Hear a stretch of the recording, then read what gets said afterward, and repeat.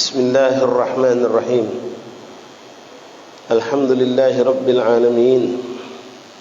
Wa bihi nasta'in ala umurid dunya waddin. Wa sallallahu wasallam ala khairi khalqillahi ajma'in. Sayyidina maulana Muhammad Sadiqul wa'dul amin. Wa ala alihi wa sahbihi haqqa qadrihi wa miqdarihi al-azim. Rabbi syrah li sadri Fassir li amri wahlul 'uqdatam min lisani yafqahu qawli. Rabbi zidna 'ilman wa yaqinan warzuqna fahman. Allahumma arzuqna fahman nabiyyin wa hifdzal mursalin wa ilhamka ilhamil malaikatil muqarrabin. Subhanaka la 'ilma lana illa ma 'allamtana innaka antal alimul hakim. Wa tub 'alaina ya Rabb innaka antat tawwabur rahim. Ighfir lana warhamna wa anta khairur rahimin fansurna 'alal qawmil kafirin. اللهم يا من وفق أهل الخير وأعانهم على فعل اللهم الخير وأعنا عليه ولا حول ولا قوة إلا بالله العلي العظيم. اللهم هذا منك وبك وإليك ولا حول ولا قوة إلا بك. معاشر الحاضرين جماعة صلاة جمعة مسجد Lawangkidul rahimani rahimakumullah. Assalamualaikum warahmatullahi wabarakatuh. Alhamdulillah, thumma alhamdulillah, thumma alhamdulillah, lakal hamdu syukra ya Rabbana. Bersyukur kita kepada Allah Subhanahu wa taala yang terus memberikan kita umur panjang dalam sehat wal afiat, dalam kemantapan iman dan Islam, dan diberikan taufik dan hidayah sehingga kita terus mampu melakukan ketaatan demi ketaatan sampailah kita di hari yang ke-25 daripada bulan Rabiul Awal. Dalam suasana masih terus kita rasakan suasana yang begitu kita rasakan dekat dengan kehidupan baginda Rasulullah.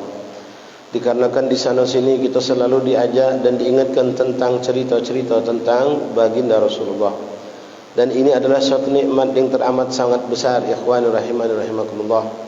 Karena ada sebagian umat Islam mereka naudzubillah min dzalik justru tanpa mereka sadari menjauhi perkumpulan-perkumpulan yang di mana di situ banyak menceritakan tentang akhlak Rasulullah. Perkumpulan-perkumpulan yang banyak di situ menceritakan perjuangan, pengorbanan dan kesabaran Rasulullah. Perkumpulan-perkumpulan yang di situ menjelaskan tentang sunnah-sunnah Rasulullah.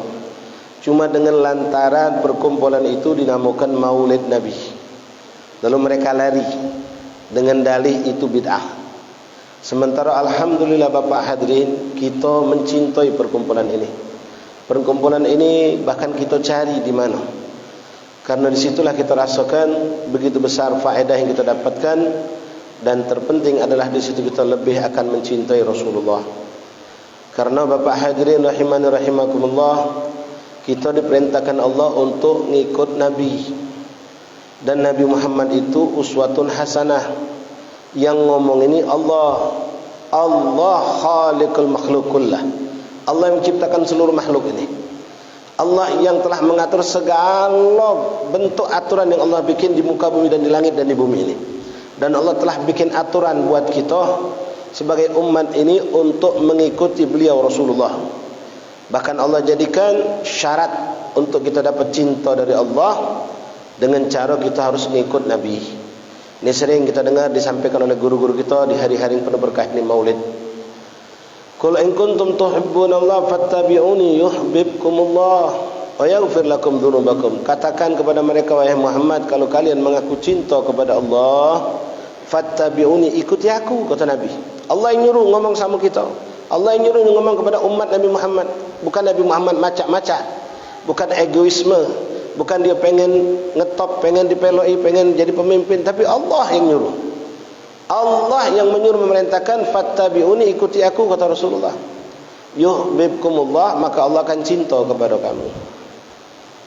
Ditambah lagi wa yaghfir lakum dzunubakum.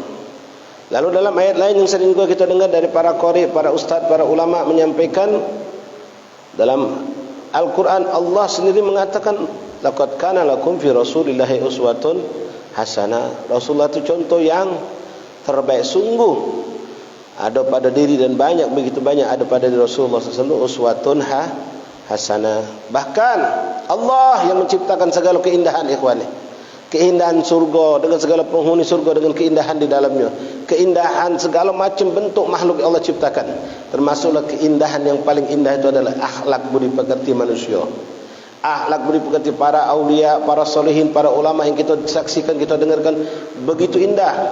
Kadang-kadang dengar cerita tentang akhlak mereka, hati yang keras jadi lembut. Apalagi kalau mengangkat cerita tentang para nabi dan rasul.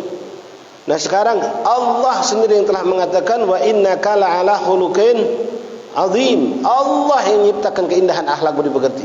Allah sendiri mengatakan itu untuk baginda Rasulullah. Sesungguhnya engkau wahai Muhammad memiliki budi pekerti yang sangat agung. Allah yang memberikan, Allah yang memujinya sendiri.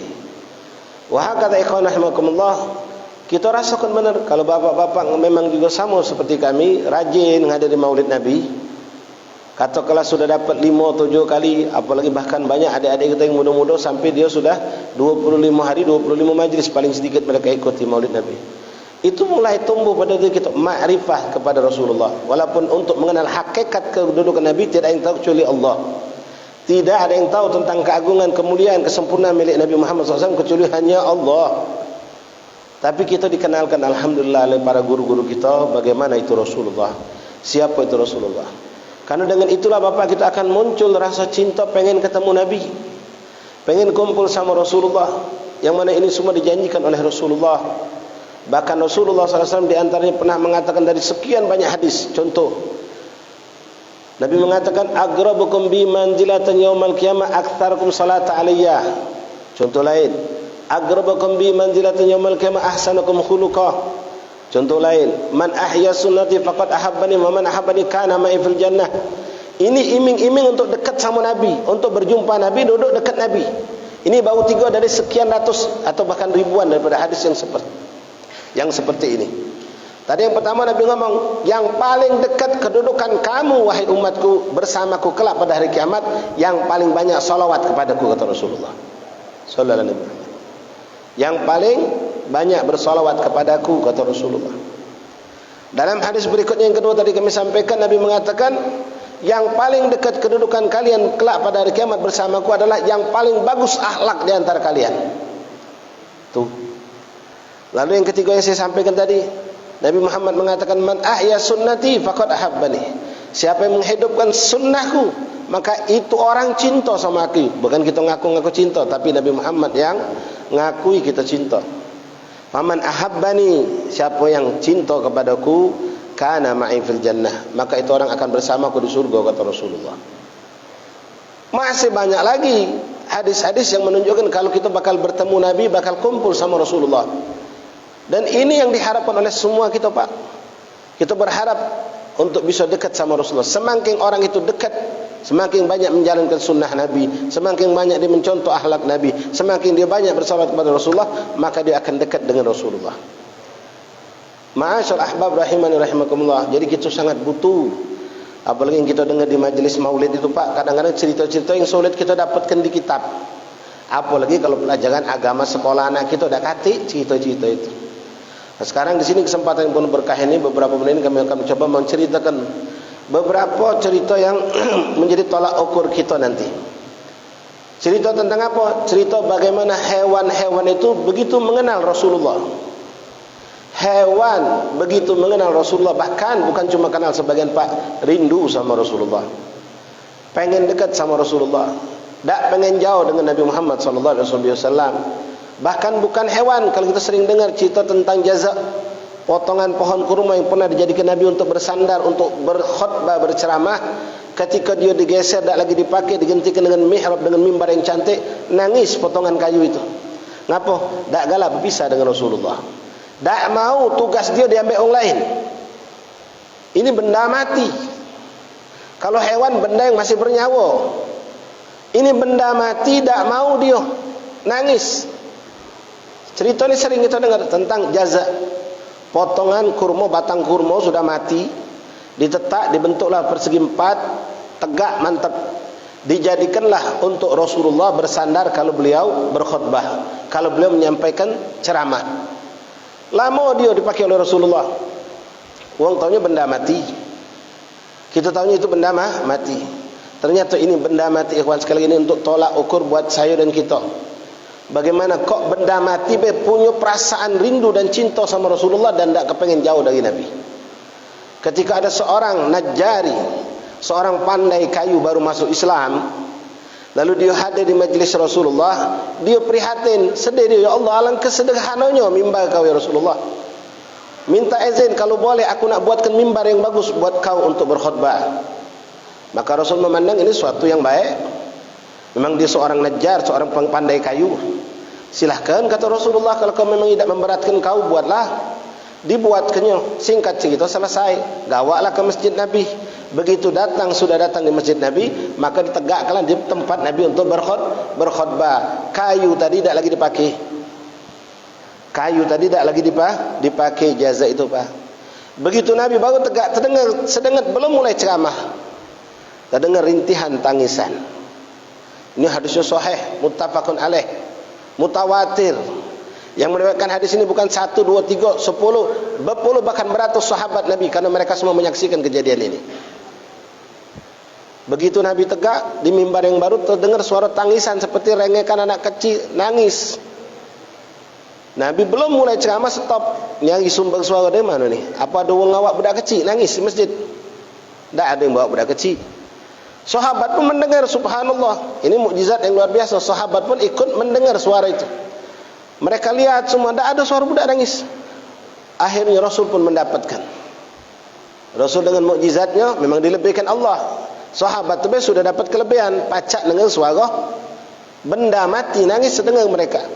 Nah, Rasul lebih tahu dari mana sumber tangisan tersebut. Maka Nabi pun melihat, ternyata tangisan itu datangnya dari potongan pohon kurma yang selama ini dipakai oleh Rasulullah, berkhidmat untuk Rasulullah, disengkeh. Sallallahu alaihi Nabi, Pak. Malu kadang gitu, Pak. Kalau saya ngukur dengan diri saya, alangkah hinanya kita nih, Pak. Ini benda mati, terpisah dengan Nabi sedengat, nangis dia. Disingkirkan dia dari khidmat kepada Rasulullah, nangis dia. Kita rindu tak pernah, apalagi kangen tak pernah nangis.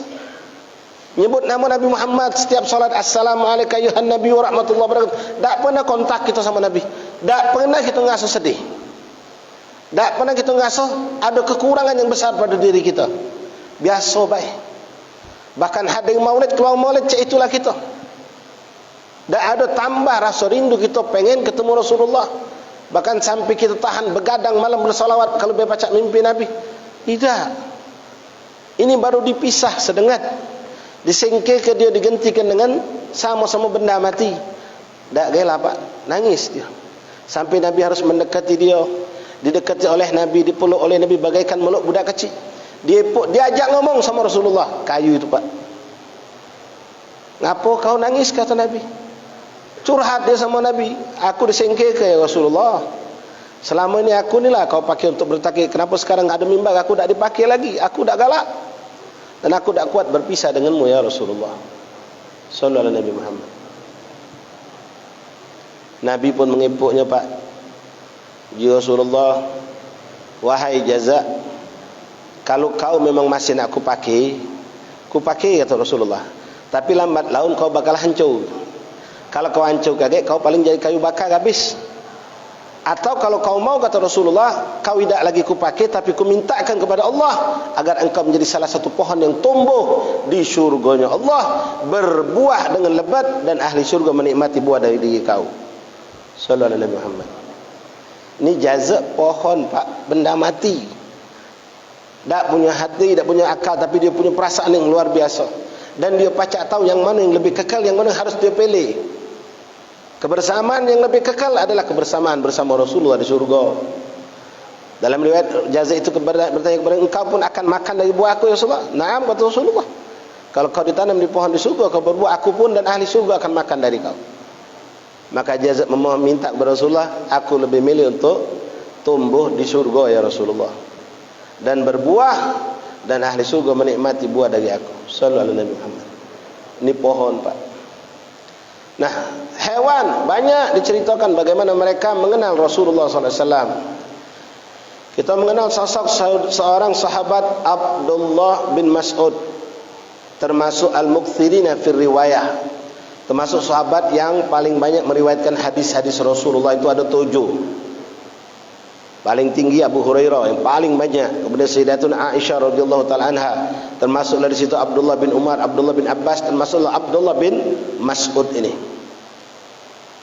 Abdullah bin Mas'ud radhiyallahu an itu masuk Islamnya unik dan beda dari kebanyakan para sahabat Rasulullah. Sahabat Rasul kebanyakan ada yang langsung karena bertemu Nabi, dengar dakwaan Nabi, atau lewat sahabat yang ngajak masuk Islam. Tapi ini Abdullah bin Mas'ud dapat hidayah, dapat petunjuk masuk Islam bukan lewat tangan manusia, tapi lewat tangan seekor serigala. Seekor serigala. Abdullah bin Mas'ud ini bapak seorang penggembala kambing. Gawe dia tiap hari apa kata mentu pagi ngawak puluhan bahkan ratusan kambing, dicarinya ladang di mana ada situ kambing pacak hidup bebas lepas untuk makan dan bermain. Dia nunggu, kadang-kadang sampai lah tertidur. Sudah waktu balik diajaknya balik. Itulah gawe dia. Tinggal di pinggiran kota Mekah, di balik gunung yang ada di kota Mekah. Dak ngagoi wong di bahasa kita. Itulah gawe dia dan itu dinikmatinya.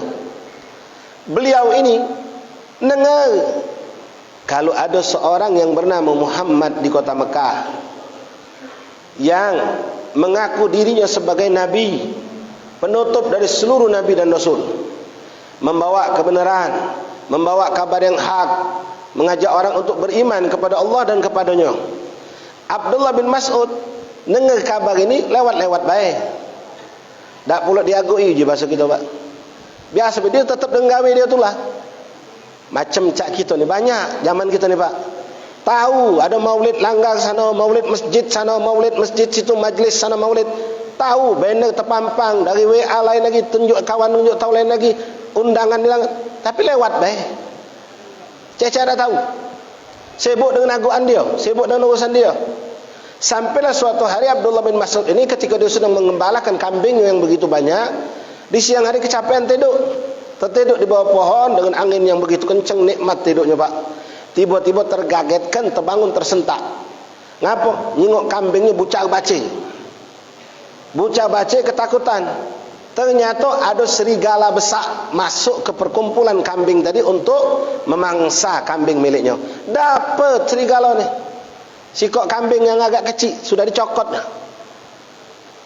Abdullah bin Mas'ud memang seorang penggembala yang cekatan. Memang gawe dia ngadep yang macam itu sering. Begitu dilihat ini serigala sudah nyokot sikok kambing, anak kambing yang kecil, langsung sigap dia ngambil satu potong kayu atau batu, dilempar ke dia dengan pukul lemparan yang begitu tepat. Kena kepala serigala tadi, lepas kambing tadi. Biasanya kalau binatang, bahkan manusia, kalau sudah ketahuan maling, dibabit uang berlari. Ini serigala tidak berlari, Bapak hadirin. Begitu dia kena timpuk, kena lempar, dibabit oleh Abdullah bin Mas'ud, lepas kambing dari mulutnya, bukan dia berlari, bahkan dia putar balik. Didatanginya Abdullah bin Mas'ud sallallahu alaihi wasallam. Didatanginya Abdullah bin Mas'ud, Abdullah bin Mas'ud gogop, ngabuk besar serigala ni. Dan Abdullah bin Mas'ud ini minta maaf ibu bapak-bapak hadirin, uangnya boncel. Cebol di bahasa kita ni. Tua tapi kecil. Cikwo, cikwo je orang tu. Kecil umur tua, badannya kecil. Tapi bersihan uangnya. Ketika serigala itu datang ngadep dia, besar, bingung. Langsung dia ngambil tongkat, dia ngambil apa untuk siap berantem sama serigala. Belum sempat terjadi sesuatu kejadian duel ini, subhanallah, terjadi suatu mukjizat Rasulullah pada Abdullah bin Mas'ud menyaksikannya pada binatang ini. Apa yang terjadi, Bapak hadirin rahimakumullah? Ini serigala ngomong dengan bahasa Indonesia, bahasa manusia. Apa jenis serigala tadi? Zalim, manusia zalim. Rizki yang Allah anjurkan aku, kau ambil lagi. Dengar ini bingung Abdullah bin Mas'ud. Ajab ni. Haiwan yantuk bilisanin insan. Aneh ini. Ada hewan binatang kok bisa ngomong dengan bahasa manusia. Baru selesai dia ngomong macam itu, ditimbali lagi oleh serigala tadi. Kau lebih aneh dari aku, katanya. Bingung Abdullah bin Mas'ud. Ngapa kau katakan aku lebih aneh dari kau? Kau ini manusia paling dungu, manusia paling bodoh. Hidup apa kata buang waktu duduk sama kambing. Tak pernah tahu kalau di balik gunung ini ada seorang nabi akhir zaman, penutup semua nabi, sedang ngajak orang untuk bertauhid kepada Allah, untuk ikut beriman kepadanya, namanya Muhammad sallallahu alaihi Muhammad. Dan dengar ini Bapak Hadirin, nyambung baru Abdullah selama ini memang sudah dengar, tapi dia cuekkan. Akhirnya terbuka hatinya. Kenapa mana tak baca tak terbuka? Hewan ngomong ini. Lalu apa yang harus kulakukan? Kau datangi dia, kau beriman kepadanya, kau ikuti dia. Kata hewan tadi, serigala. Mikir Abdullah ngangguk-ngangguk. Terus siapa yang nak jaga kambing aku? Kata serigala tadi, singkat waktu ini, kau pergilah, aku menjamin kambing kau aman, nyaman, aku yang jaga. Sallallahu alaihi Muhammad. Dah. Pergi Abdullah bin Mas'ud. Carinya di mana Rasulullah. Singkat cerita waktu itu memang Islam masih sembunyi-sembunyi Pak, belum banyak, belum terang-terangan. Dia dapatkan di mana Nabi kumpul. Dia pernahnya datang, begitu datang melihat sosok agung Rasulullah, langsung ngelumel hatinya Pak. Nyingok wajah Nabi begitu indah, begitu terang. Dan Nabi pun langsung tahu tentang Abdul Mas'ud. Ahlan wa sahlan man arsalahu dhi'ib. Selamat datang wahai orang yang diutus oleh serigala, kata Nabi. Terkejut Abdullah bin Mas'ud. Datang langsung duduk depan Nabi, mengucapkan syahadat, masuk Islam. Singkat cerita itulah masuk Islamnya Abdullah bin Mas'ud. Lewat binatang. Binatang serigala kenal tentang Rasulullah, kenal terhadap Rasulullah. Tadi jazak potongan kayu Pak, kenal bahkan cinta hebat dengan Rasulullah. Berpisah dia dah galak. Nah bagaimana dengan kita? Coba Pak minta tolong, minta maaf. Bapak balik ke rumah, saudara balik ke rumah, panggil dengan bini kita, anak kita, tanya mereka sampai di mana pengenalan mereka terhadap Rasulullah, terhadap keluarga Rasulullah. Bini kita tanya, kenal tak kau nama bini Nabi siapa baik? Istri-istri Rasulullah, perempuan ahli surga itu. Paling tersebut dua kakek Pak, Sayyidah Khadijah, Sayyidah Aisyah. Yang lainnya tak tahu. Paling dia balik nanya, kau tahu tak? Tak tahu juga je kita. Nah inilah musibah. Padahal saya dan bapak lahir dari kecil dari Islam, ngek lahir Muslim sudah, tapi tak kenal tentang keluarga Nabi, tak kenal dengan sahabat-sahabat Nabi. Kalau kita tanya lagi sama diri kita, sama anak kita, anak-anak Nabi siapa baik? Bingung Pak jawabnya. Wallah ini menyedihkan. Kita bukan baru masuk Islam seminggu yang lewat, dari lahir sudah Muslim, tapi tak kenal sama Nabi. Tanya siapa anak-anak Rasulullah itu.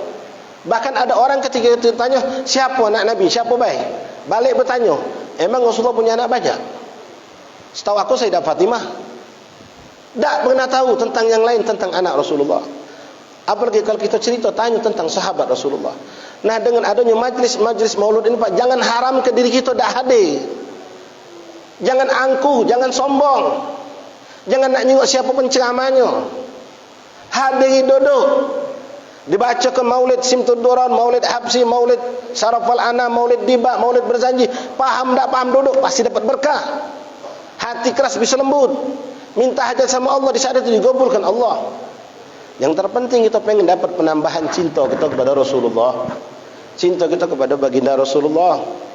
Dengan modal cinta inilah mudah-mudahan Allah kumpulkan kita bersama Rasulullah. Karena Rasul pernah mengatakan almar'u ma'aman ahab, seorang akan dikumpulkan bersama orang yang dia cintai.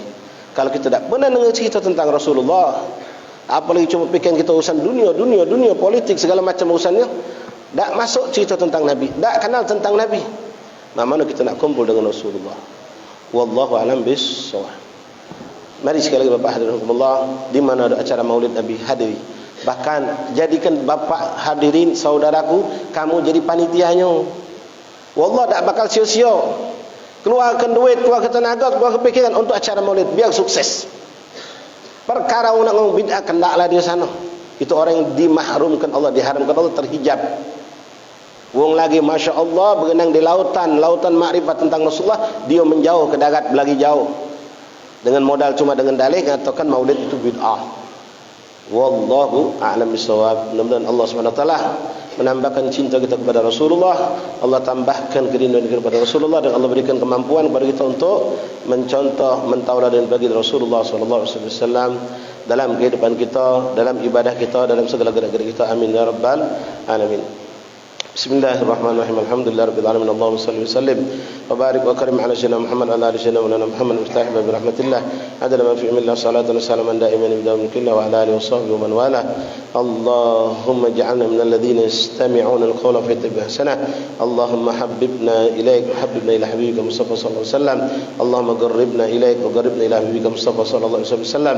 Allahumma arzuqna kamalal mutaba'atan lahu sallallahu alaihi wasallam ظاهرا وباطنا في خير والعافية في كل حين في كل مكان. اللهم اجعلنا مباركا في كل حين قرة عين سيد المرسلين والحقنا يا رب النبي الصالحين. وصلى الله على سيدنا محمد وسلم. الحمد لله رب العالمين. الفاتح بالقبول وتمن الكسر إلى حضرة رسول الله سيدنا محمد صلى الله عليه وسلم وأهل البيت وأزواجه وذريته وأنصار وصحبه وأهل البيت ثم إلى رجل بسارة القول في مشارق الأرض إلى مغاربها برها وبرها ثم إلى ركاب قبل أهل هذا البلد أهل بالي من السلام خصوصا صاحب المسجد كي عبد الحميد بن محمود كي مرغان وأصول وفوره كي مسجد عبد المنصور من ابن حسين بن منصور حبيب الرحمن بن منصور محسن بن منصور كي هدي محمد صالح بن حبيب الرحمن منصور عبد الرحمن بن منصور وعبد الحامد بن حسين بن منصور منصور بن حسين منصور الحبيب محمد بن شبكة بن سالم كي هدي علي عمر طيب وهدي نور عيني بنت عمر طيب والحبيب بريس بن محمد بن شهاب ومنياتي بنت كيبس عبد الراني وإلى أرواح كل من تصدق ومن يخدم ومن ينفق ومن يدرس ومن يعلم في هذا المسجد ومن يعمل في هذا المسجد وإلى أرواح والدينا ووالدكم وأمواتنا وأمواتكم وأمة المسلمين أجمعين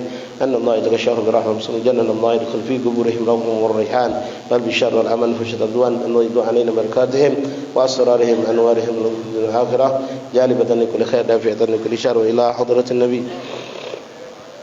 فاتحة.